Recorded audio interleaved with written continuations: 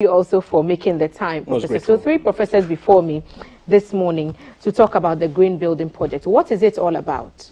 Well, basically, the Green Building Project is trying to educate the public on how to use more of the natural means of ventilation, natural means of lighting. So instead of us depending on the artificial lighting system or artificial ventilation system like the air conditions, where at the end of the day it increases the cost of our consumption, we want to a little bit reduce it, mitigate it, and at the same time reduce the emission of CO2 as well. It is all about more of climate change aspect of it, but this focus more of the built environment. So basically, in the nutshell, you want to allow sunlight to come into your room so that you don't always use the light even during the day. You want to use natural ventilation from the trees, giving us free airflow rather than focusing on air conditioning where you spend more on electricity bill. So that's about green building. Okay. Professor Swala, what has been your experience in this kind of research? What do the figures tell us? Are we able to do this? No, actually, thanks so much. So I think if you're looking in terms of green building, so I think in terms of the concept, as my professor have explained, I think we're still at the early stage.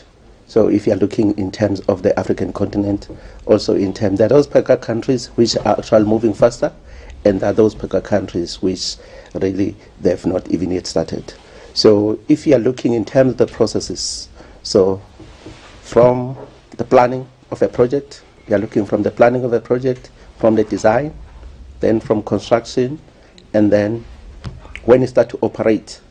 So in terms of maintenance, renovation, and also in terms of demolition.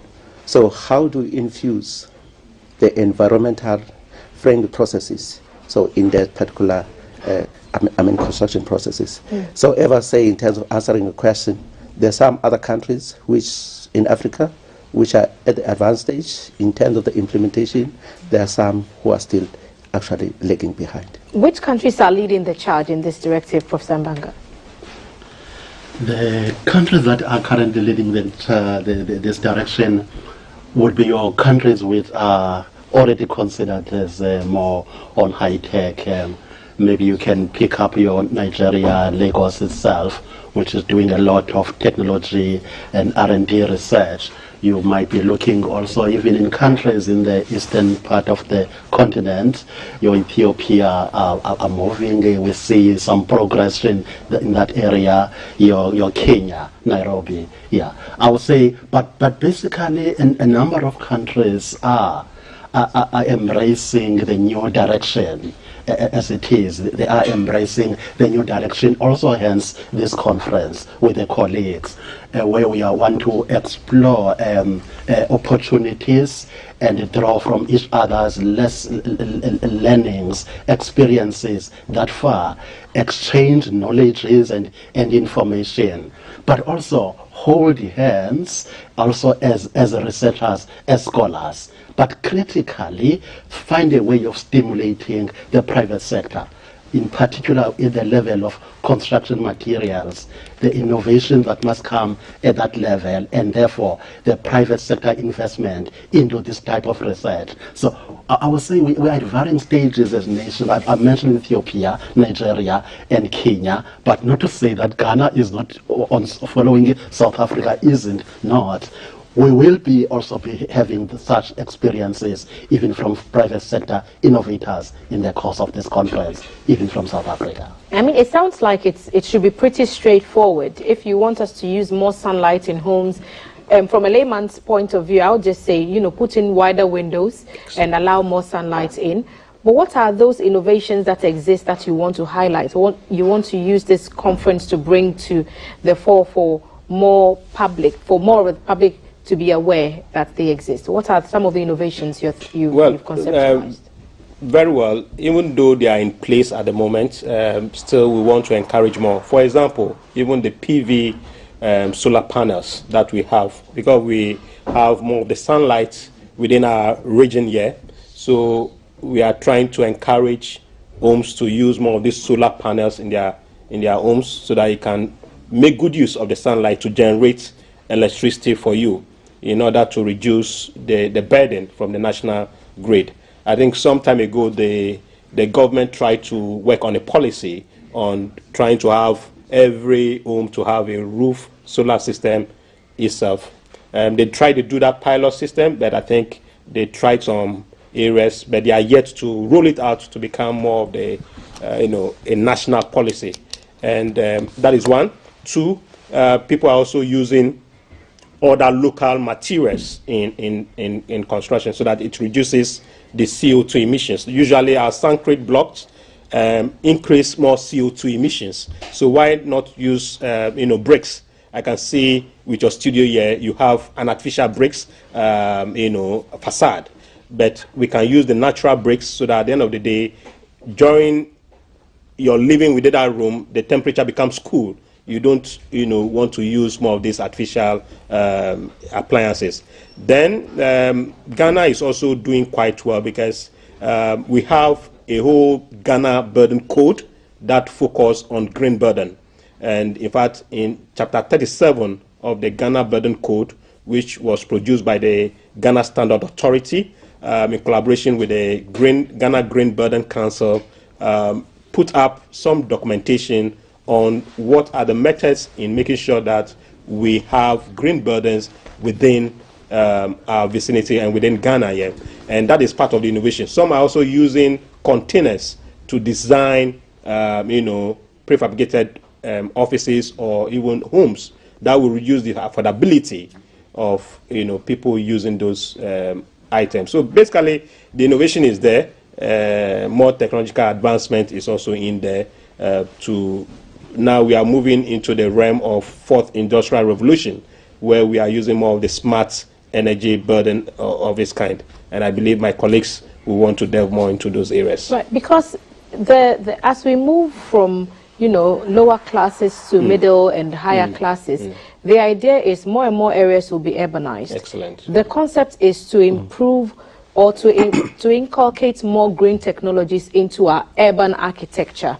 What lessons can we learn from those that are ahead in this innovation, and where should it begin for a country like Ghana and South Africa as well to get higher up the ladder so we can catch up to those who are already doing well in that space, perhaps in the West, if not in Africa? Okay, thanks so much. So I think we need to start somewhere. So I think to me, we can start at primary school. We start in terms of education, those particular primary school learners. We go to secondary, then we go to university. So not forgetting in terms of our community. We also need in terms of education our community, in terms of this particular concept. So let me just emphasize on the issue of those particular people who are going to be professional, who are at the university level. So when you design, those particular people should understand that in their design, how will they cater for the green building, aspect of it. Right now, so when we teach, the student in terms of design, construction, and we are looking at the issue of maintenance, renovation, everything. So we just do in terms of the old way of doing things. So because we have not taught them in terms of the importance to say the processes of green building. So I think to me, from my side, what I can say, I think education is important. But because if you can go right now in Ghana, you go to the street of Ghana, you just take 10 people. So you ask them about the concept of green building. I'm not sure how many of them they're going to tell you to say they understand. Some of the practices, the people, they're undertaking them, but they're not aware to say this is part of the way forward that as a continent. Because part of the thing, as the professor said, so we were coming here in this particular conference, that's to share experiences. And some of the things that must also look at is also looking at innovation that are designed in Africa to assist us, because our particular problems in Africa, they are different from those particular challenges which are from the West. So therefore, I think to me, in terms of educating the public and also the designers, I think that one is quite important, because those are the future leaders. So the future politicians who gonna come with policies. So when they come off university, they should understand now to say, when they get into those Paka positions, what are the things that must be done so in order to take Africa forward. For many in Africa, the decision to do one way or the other is basically cost. So to arrive at the decision to go with a green project or another, they would weigh which one is going to be more cost effective. What does that look like? When we talk about a green building, is it cheaper to go green or is it more expensive? The Prof talked about solar panel installations. Those are not cheap in Ghana. So when we think about cost, is it more cost effective to go green or to just stick to the tried and tested methods, which I will not struggle to get someone to do, which I will not have to pay extra to get an expert from that field to design for me? Professor Mbanga. Thanks for that. Maybe something that needs to be said is also part of the first issue. Why do we have to go this direction? I think Prof has spoken about a need to respond to the undesirable effects of climate change, which are already imposing public health challenges across the globe. I think it's important for us to note that, perhaps as one major outcome that the continent cannot run away from. Secondly, the economy of the region. If the world is moving in this direction and it sees benefit in green building systems and how that is influencing the economies, Africa has to watch that space as well. Prof spoke about fourth IR. It has to watch that space so that African economies are not continue to be marginalized.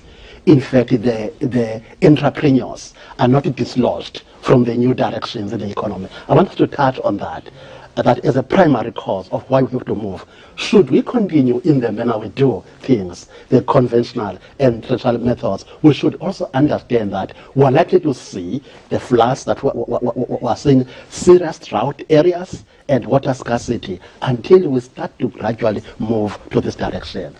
Coming to your point on the cost, surely that's a consideration in particular for policymakers, of course, because why would you go for an expensive innovation in penology when with limited resources you can provide? But there are benefits. You need to do that cost-benefit analysis. We understand that at introduction level, there might be high capital outlay. We understand, but you need to look off, if it's a building, on the life cycle of the building.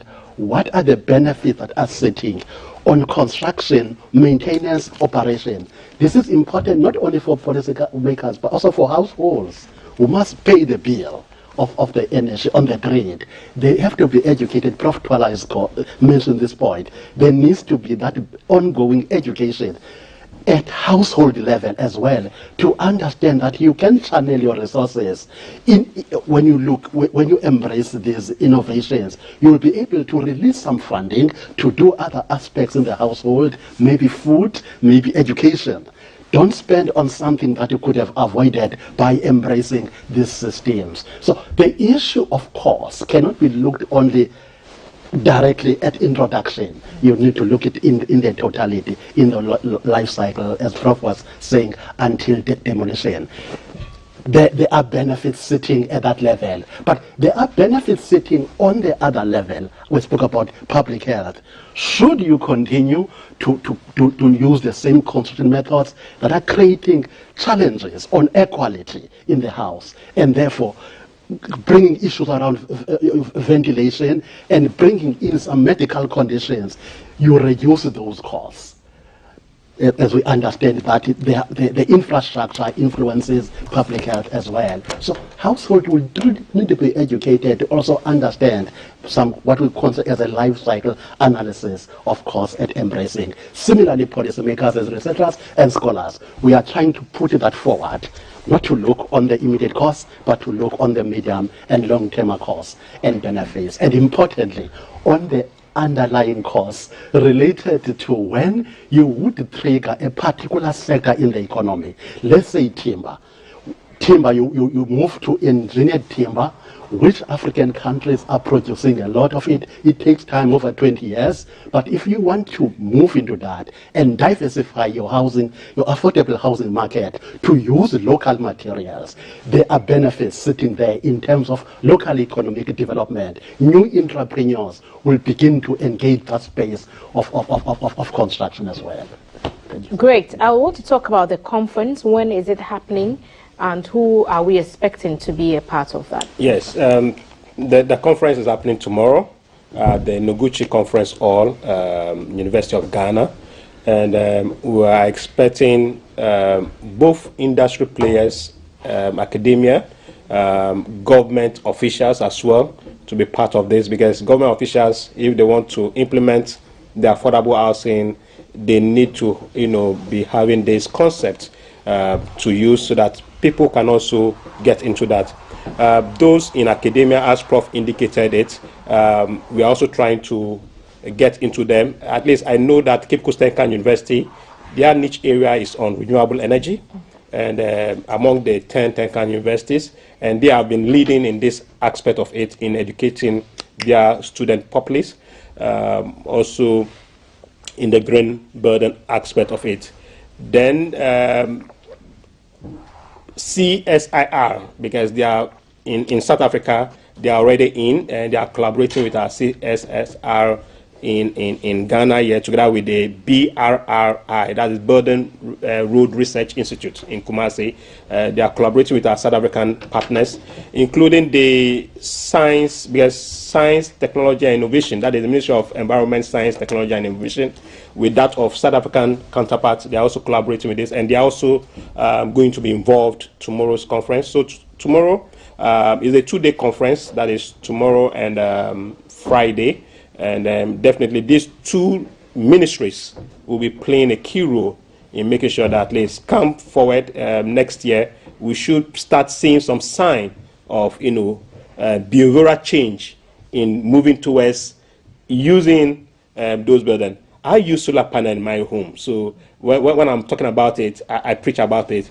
It's not too expensive. Initial cost is expensive, but as Prof said, in the long term, it reduces my cost consumption. So at the moment, I'm not afraid of doing so. Even I always pray that Doomsor should come, then so that I can enjoy my solar panel. If you have the solar panel, you will not be afraid of Doomsor. So please let us use those areas. And I believe come next year, I'll come and visit you at your home using more of your green burden materials. That would be excellent. Professor Ntwala, what would be your expectations ahead of this 2-day conference? Okay, just from my side, in terms of expectation, I think I want to, in terms of sharing knowledge, so because we're having different scholars, researchers from different universities, so and also in terms of the industry, we also want the industry in terms of engagement. I think we just need to be able to say from academic point of view and also from industry point of view, how do we marry the two? So I think, as Professor have said, to say part of the thing that we need to emphasize here is the issue of life cycle costing. To say, as you look in terms of green building, we can be able to use more money, but in the long term, in fact, there are actual huge benefits in terms of that. So I think, therefore, when the two meet, when the industry and academia, and also in terms of the community, there are also people, in fact, who are not in the academia and also in the industry. We are also having politicians who are also going to join us. So I think, to me, we're going to come with some great solution in terms of, say, how can we take Africa forward. What is quite important is to come with solutions that, in fact, they are born in Africa. I'll give the final word to you, Professor Mbanga. Thank you so much. We're looking forward to this conference, truly, as Prof have indicated, as a researchers and also the industry. I may mention that in South Africa, a cabinet approved a 10-year roadmap for science, technology, and innovations for human settlements. The Council in South Africa worked very closely, CSIR, and in the rollout of the 10-year roadmap. But basically, the 10-year roadmap, we want to use this platform to reach out to our colleagues. Actually, we've already started to do that with Professor Bamfo. Okay, we are kind of subtly trying to introduce some kind of an African network on green building, and because we see benefits at household, at industry level, but also in the economy itself.